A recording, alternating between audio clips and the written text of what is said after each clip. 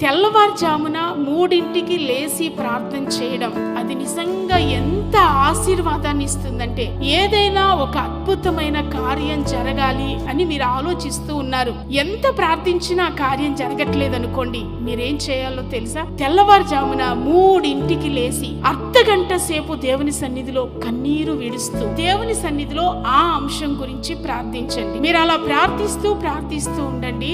తగిన సమయమున పిల్లల చదువుల్లో కానీ, పిల్లల ఉద్యోగాల్లో కానీ, జాబ్స్ విషయంలోనే కానీ, ఒకవేళ అనారోగ్యం నుండి తప్పించబడడం కానీ, ఏవైనా సరే మనము 3ంటికి లేచి ప్రార్థించాలి. అప్పుడంట రేయి మొదటి జామున దినపు ప్రారంభపు సమయాన్ని దేవుడికి మనం ఇస్తే, అప్పుడు దేవుడు మన యందు జాలిపడి దేవుడు చెవియొగ్గి మన ప్రార్థన ఆలకించి ఏ అంశాల కొరకు ప్రార్థిస్తున్నామో నిశ్చయంగా ఓ గొప్ప ప్రతిఫలాన్ని మీ కన్నులారా మీరు చూచుదురుగాక.